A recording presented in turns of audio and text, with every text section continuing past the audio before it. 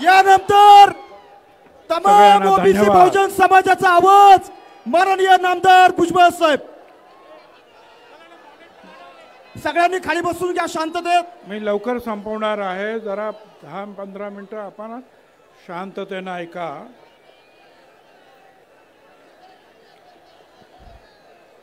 सर्वप्रथम मी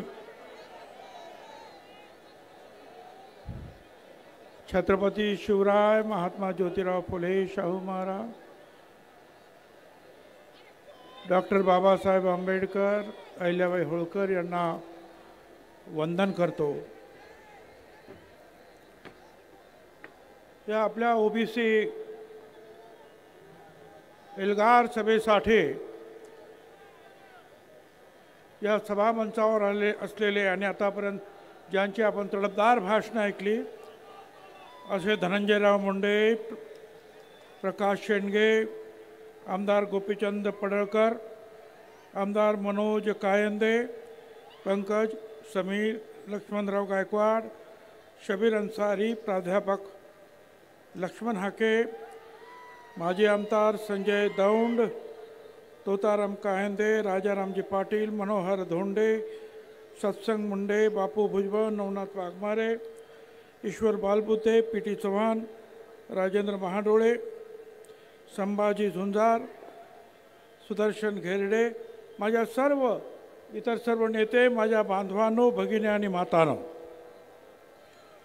खरं म्हणजे राज्यामध्ये अतिवृष्टी झालेली आहे,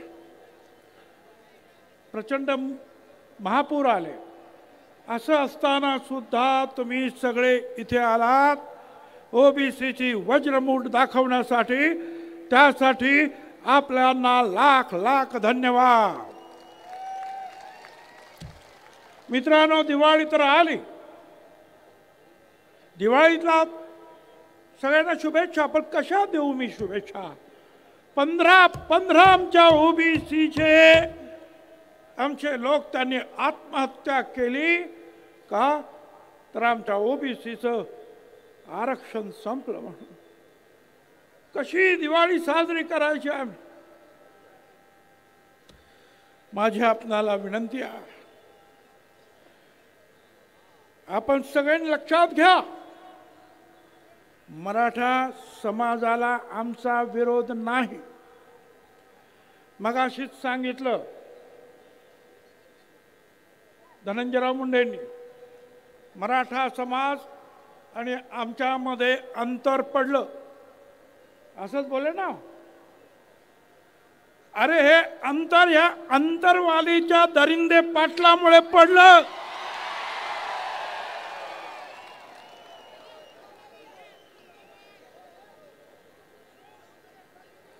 मराठा समाजाला वारंवार आम्ही वेगळ्या आरक्षणासाठी पाठिंबा दिला.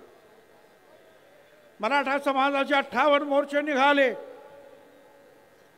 गुजरातमध्ये निघाले पाटीदार पटेल, पुढे राजस्थानात गुर्जर, हरियाणामध्ये जाट मोर्चे निघाले की आम्हाला सुद्धा आरक्षण पाहिजे. आणि मग मोदी साहेबांनी EWS आणलं आणि सांगितलं की काही घटक जे आहेत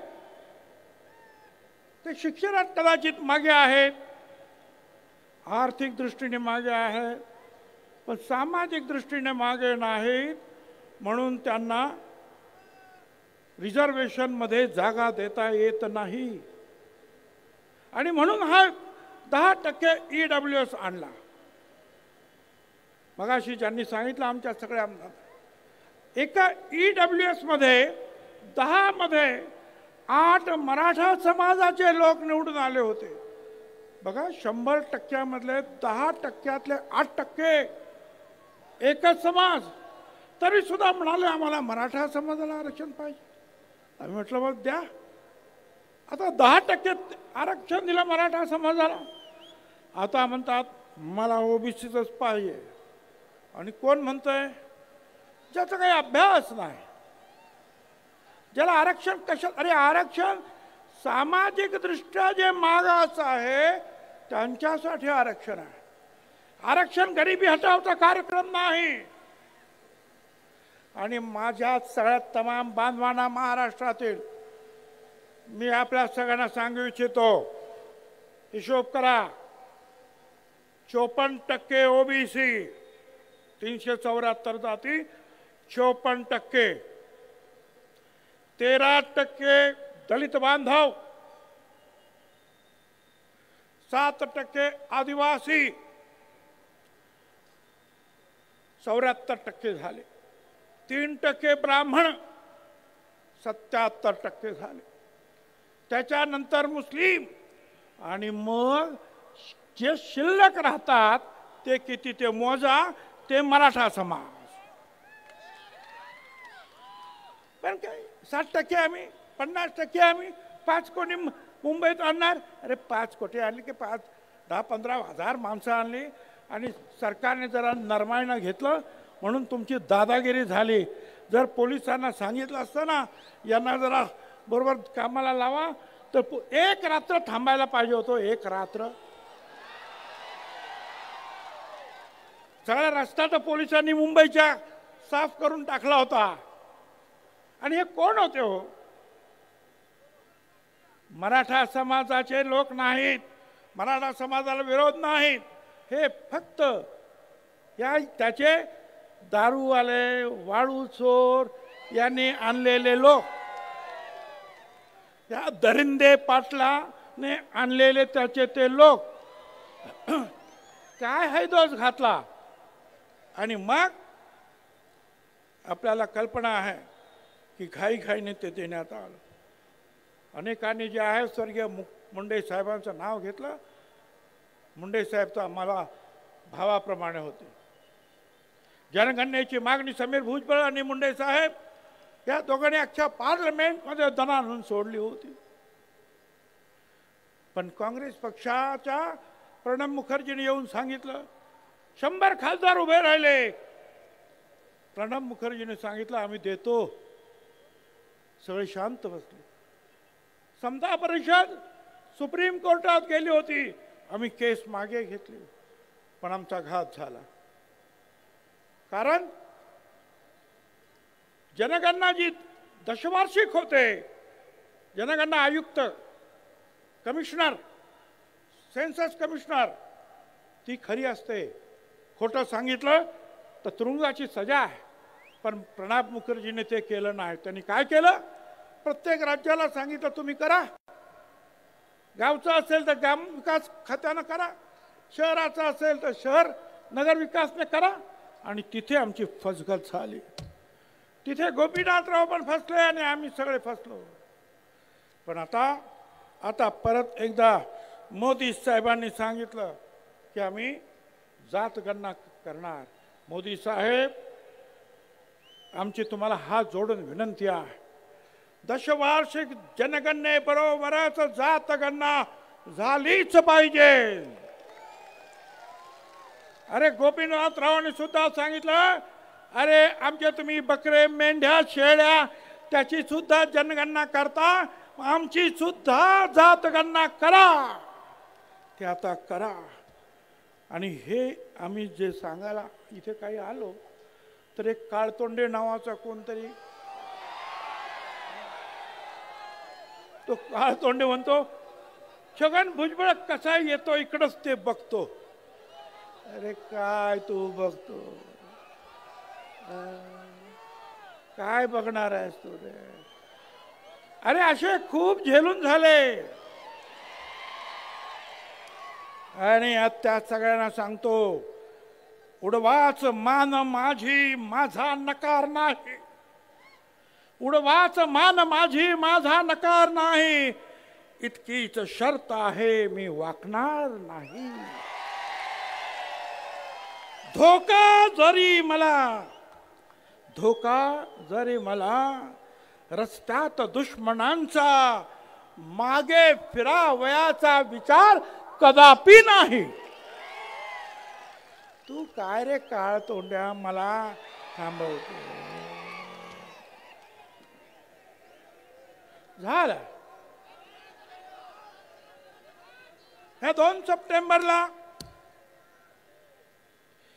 एक GR निघाला.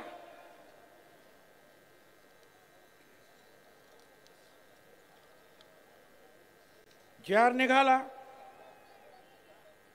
आम्ही कोर्टात गेलो. सोनार समाज, नाभिक समाज, कुणबी सेना, माळी महासंघ, समता परिषद, मोठे आमचे वकील उभे आहे. माझी खात्री आहे आम्हाला न्याय मिळाल्याशिवाय राहणार नाही.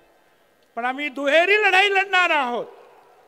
एक तर न्यायदेवतेकडे, आणि दुसरा जो आहे रस्ता तर आमच्याच बापाचा आहे, लक्षात ठेवा.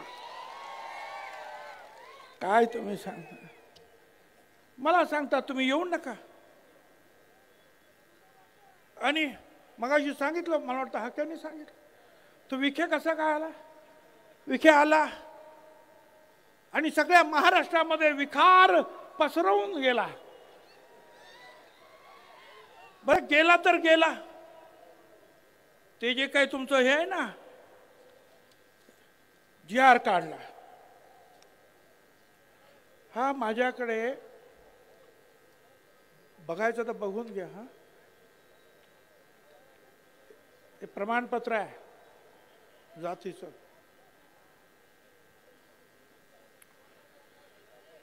तीन तारखेला 3 ऑक्टोबर 25ला सकाळी अर्ज केला. 3 ऑक्टोबर 25ला सकाळी अर्ज केला. त्याच दिवशी 3 तारखेला त्याच दिवशी संध्याकाळी जात प्रमाणपत्र मिळालं. अरे 8-8, 10-10 महिने लागतात. एवढे फास्ट कसे झाले तुमचे हे अधिकारी? हे सगळे जे आहेत, अनेक सर्टिफिकेट त्याचे चेक झाले सकाळपासून संध्याकाळपर्यंत. मिळायला पाहिजे तर दाखवायला तयार आहे मी. हे पहा माझ्या हातात. मी सीएम साहेबांना सांगितलं, मी तुमच्या त्या आपल्या महसूल मंत्री बावनकुळेंना सांगितलं, म्हटलं एवढे फास्ट अधिकारी कधीपासून जन्माला आले या देशात? आम्हाला 10-10 महिने लागतात, याला 10 तासात. हे जर थांबवलं नाही ना तर लक्षात ठेवा, आपणच सांगितलं ओबीसी आमचा डीएनए आहे. हा डीएनए कधी सर्कल काही सांगता येणार नाही. बरं, या सीएम या विखेंनी बाबा दिला, त्याच्या हातामध्ये एक प्रमाणपत्र म्हणजे जी.आर. दिला. आणि आपण सगळ्या याच्यात पोलिसांची भरती असेल, शिक्षकांची भरती असेल, कुठे भरती असेल, आपण काय असतो, पात्र व्यक्तींना नेमण्यात यावे. त्याच्यात म्हटलं होतं पात्र मराठा समाजाच्या व्यक्तींना नेमण्यात यावं. याने काय सांगितलं, या दरिंदे पाटलाने? त्या विखेला म्हटलं तुम्ही इथं बसा, हा पात्र शब्द काढून या. 1 तासामध्ये पात्र शब्द काढला आणि मराठा समाजाला आरक्षण देण्यासाठी असं करा.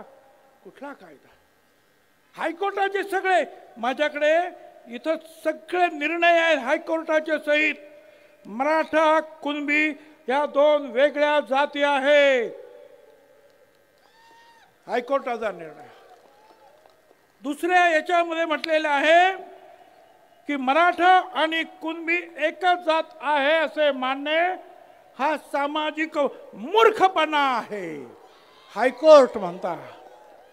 अरे कसं काय तुम्ही देता? आणि इथे सुप्रीम कोर्टाने सुद्धा सांगितलं की मराठा समाज सामाजिक दृष्ट्या मागास नाही, त्यांना आरक्षण देता येणार नाही, हे त्यांनी सुद्धा सांगितलं. मग कसं काय तुम्ही देता?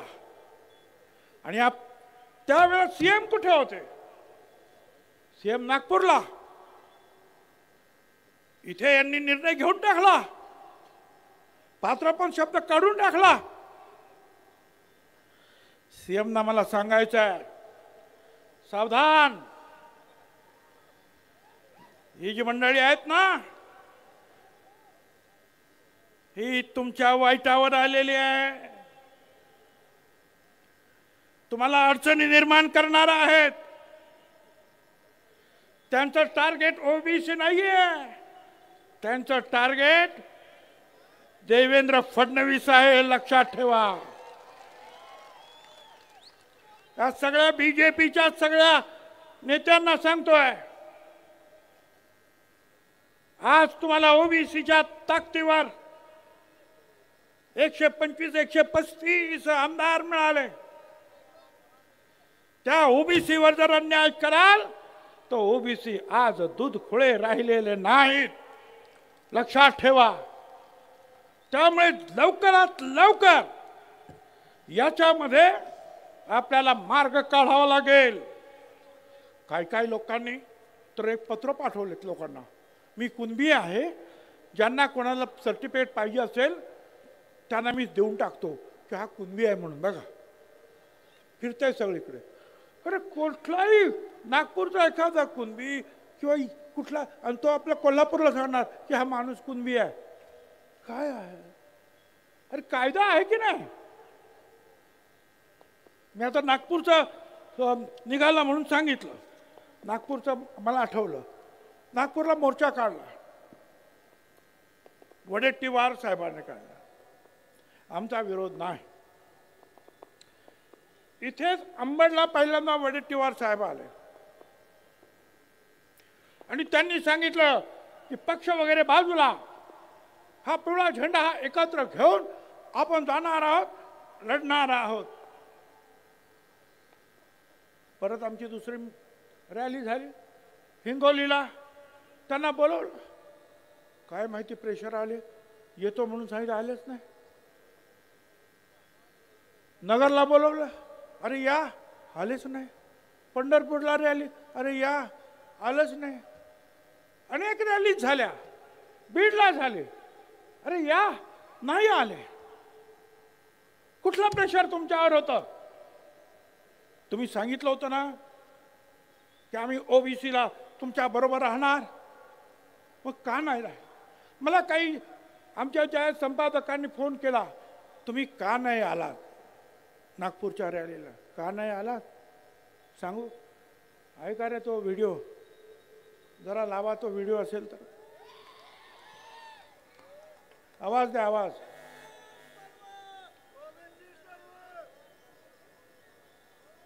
अरे आवाज आहे का नाही त्याला? मला ओबीसी जय शिवराय भावन. तर काँग्रेसचे आपले वडेट्टीवार काका कसे आवरे तो व्हिडिओ या मराठा मंत्र्यांच्या कुणबी म्हणून लक्षात ठेवा. त्यामुळे तुमचं लक्ष, मी पक्षासाठी काम करत नाही इथे, हे कुणी पक्षासाठी काम करत नाही. आम्ही इथे ओबीसी साठी काम करतो. आम्ही पक्षाच्या दावणीला बांधले गेलो नाही. पक्षाच्या वेळेला आम्ही पक्षाचं काम करू, पण ओबीसीचं आल्यानंतर फक्त ओबीसी साठीच लढणार. तुम्हाला राजकारण करू नका. तुम्ही फक्त तिथे देवेंद्र फडणवीसला काढा, देवेंद्र फडणवीसला काढा. अरे तुम्हीच तर म्हणाला होतात ना मराठा समाजाला आरक्षण द्या, आणि परत म्हणतात देवेंद्र फडणवीसला काढा. तुमचं राजकारण आहे. ज्यांनी हे दिलं, हे सगळं केलं, त्या विखेंचं नाव घ्या ना, ते नाही. त्याच्यातून तुमचं राजकारण डोकावत आहे. मेहरबानी करा. मला माहिती आहे तुमच्या सगळ्या पूर्ण मतदारसंघामध्ये ओबीसी आणि मागासवर्गीय, तुमचे नेते सुद्धा ओबीसी बद्दल आता चांगलं बोलतात, आणि तुम्ही वारंवार जर बदलत असाल तर हे चालणार नाही.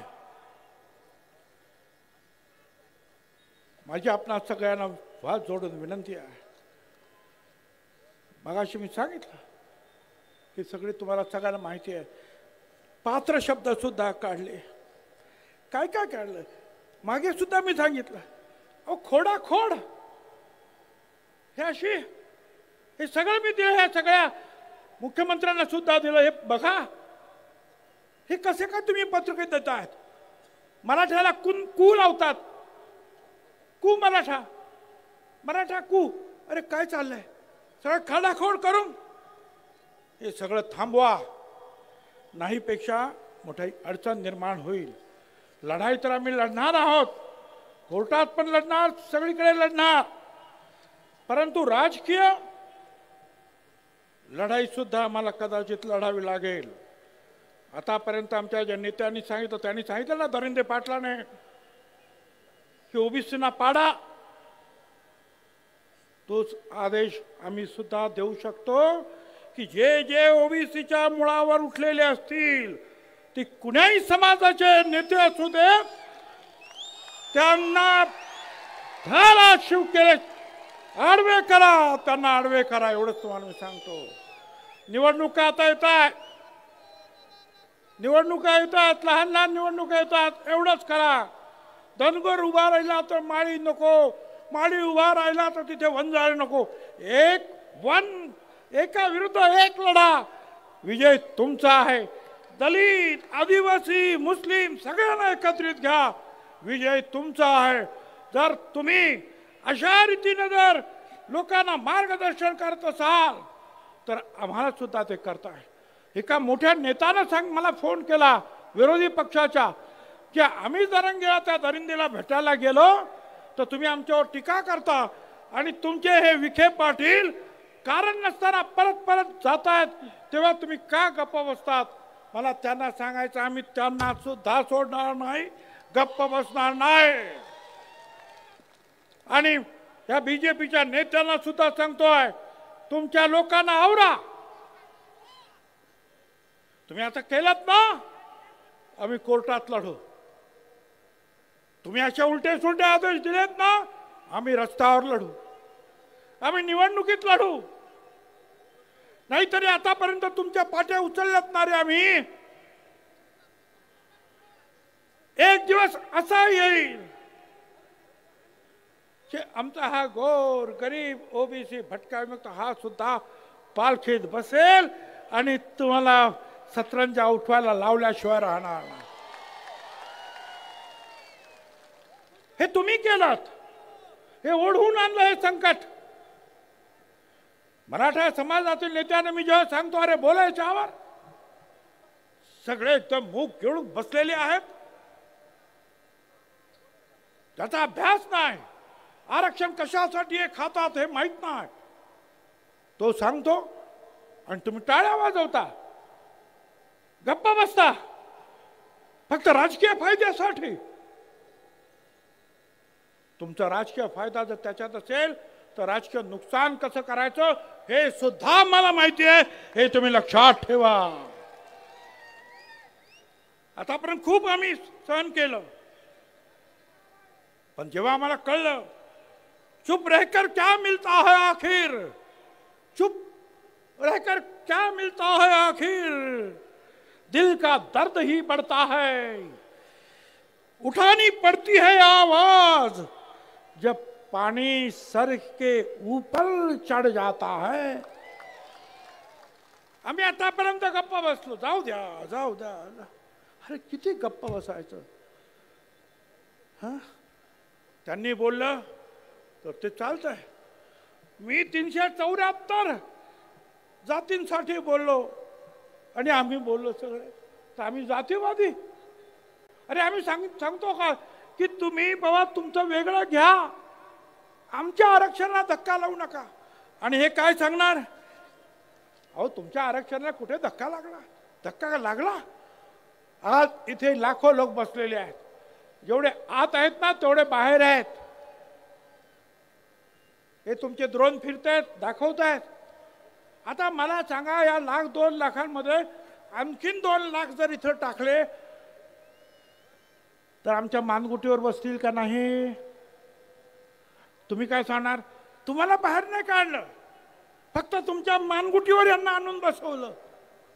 काय वेडे समजले का रे आम्हाला तुम्ही?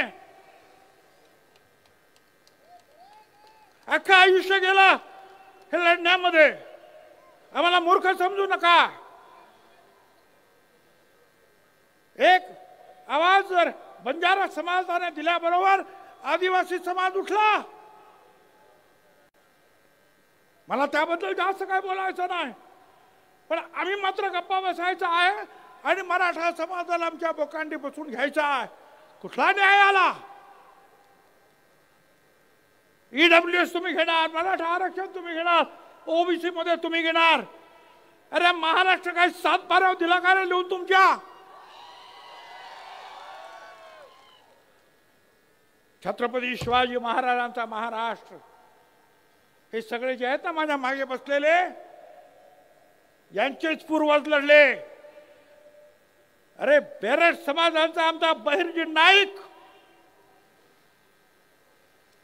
होता जीवा म्हणून वाचला शिवा जिजामाता म्हणाला. तो आमचा नाभिक समाज जेव्हा महालेचा शिवा काशीचा ब्राह्मण समाज सुद्धा लढला. बाजी प्रभू देशपांडे, रायबा महार लढला, मुस्लिम सरदार लढले. आणि आज तुम्ही शिवाजी महाराजांचं नाव घेऊन, मगाशी सांगितलं आमच्या राजाराम पाटलांनी, हा आगरी कोळी समाज महाराजांनी पहिला आरमार निर्माण केलं या देशात आणि सागरी सरहद्द त्याचं रक्षण केलं.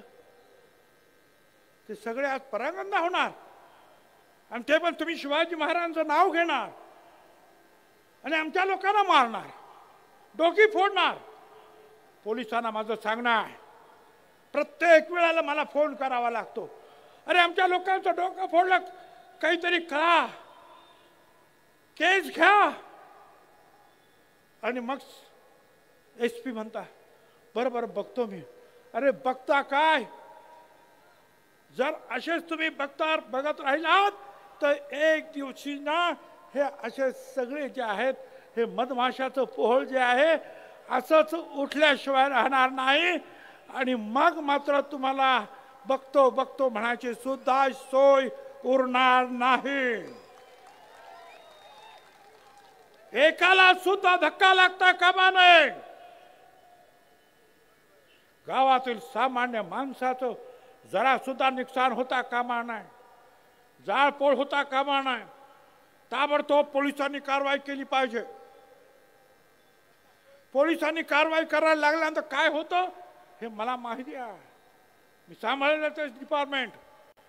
पण बघून सुद्धा जर न बघितल्यासारखं जर केलं तर मी तुम्हाला सांगतो, शेकडो हजारोच्या संख्येनं ना त्या पोलीस स्टेशनला, त्या SPच्या ऑफिसला जा, बसा तिथं, म्हणा मारा, मला काय मारायचं, पण हा बाबासाहेब आंबेडकरांनी जे संविधान लिहिलं तो न्याय मिळाल्याशिवाय आम्ही राहणार नाही. मी तुम्हाला त्यांना एकच सांगतो, या सगळ्यांना कुछ देर की खामोशी है, या सगळ्यांना सांगतो. त्या दरिंदेला पण सांगतो आणि बाकीच्यांना पण सांगतो, कुछ देर की खामोशी है फिर शोर आएगा. तुम्हारा सिर्फ वक्त आया है, तुम्हारा सिर्फ वक्त आया है. हमारा दौर था और वो दौर फिर से आएगा, ध्यान में रखो. ये हमारा दौर था. स्वराज्यापासून आम्हीच लढलो आणि आता सुद्धा ह्या गोर गरिबांच्या मागासवर्गीयांच्या हक्कासाठी आज एक वज्रमूठ इथे वळली गेलेली आहे. आमचा धनंजय त्या दिवशी म्हणाला, त्या काय नाव तटकरणा, मला काहीतरी काम द्या. मला कोणीतरी सांगितलं धनंजय असं म्हणाला. मी धनंजयला म्हणालो, अरे बाकीचं तर काम मी तुला देऊ शकत नाही, पण हे गोर गरीब लाखो लोक आशेनं बघतायत.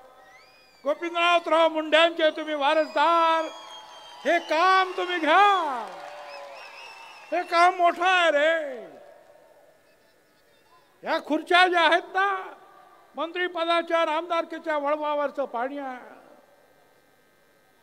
पण गोपीनाथराव मुंडेंसारखा सगळ्यांच्या हृदयात तुम्ही सुद्धा जाऊन बसू शकता. फक्त या गोरगरिबांचे अश्रू पुसण्यासाठी, त्यांचं रक्षण करण्यासाठी, छातीची ढाल करून पुढे या. तुमच्या पाठीमागे तमाम महाराष्ट्र आल्याशिवाय राहणार नाही. आज हा सगळा माधव एकत्र झाला आणि त्याच्या पुढेही माधव म्हणजे माळी, धनगर, वंजारी. आता परत त्याच्या पुढे आणखी माधव राव लावला. म्हणजे काय काय कोणी सांगितलं आपल्या धनंजय मुंडे?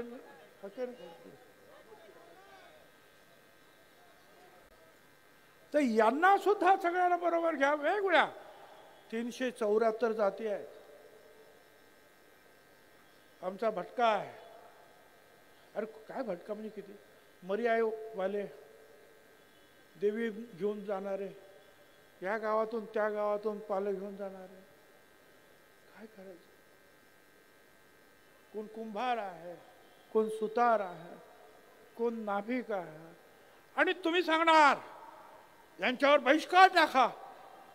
मला सांगा, जर आता ह्या सगळ्यांनी जर ठरवलं की त्यांनी आमच्यावर बहिष्कार टाकला आणि यांनी त्यांच्यावर बहिष्कार टाकलं तर कुणाचं गाडं अडल सांगा बघू? कुणाचं गाडं अडल?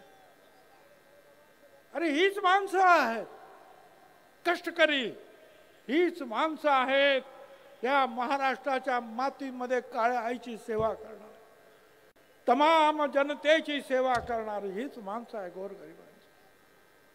त्यांच्यावर तुम्ही बहिष्कार टाकणार? आणि यांनी जर बहिष्काराची भाषा केली तर किती अडचणीत होईल. म्हणून मी सांगतो, अजूनही सांभाळा. त्या दरिंदे पाटलाच्या पाठीमागे मराठा समाज त्यांनी आवाज उठवला पाहिजे की आम्हाला याचं नेतृत्व मान्य नाही. गावागावामध्ये लढाया लावणारा, समाजामध्ये दुश्मनी पसरवणारा हा दरिंदे, याला परत याचा आवाज बंद करण्यासाठी आम्हाला सांगू नका. मराठा समाजाने हे काम केलं पाहिजे. आणि आपल्याला कल्पना आहे, यशवंतरावांपासून सगळ्यांनी आतापर्यंत जे जे मुख्यमंत्री झाले त्या सगळ्यांनी या सगळ्यांना जवळ घेऊन राज्य केलं. छत्रपती शिवाजी महाराजांनी राज्य केलं सगळ्यांना घेऊन. याच पावलावर पाऊल टाका, एवढंच मला सांगायचं आहे.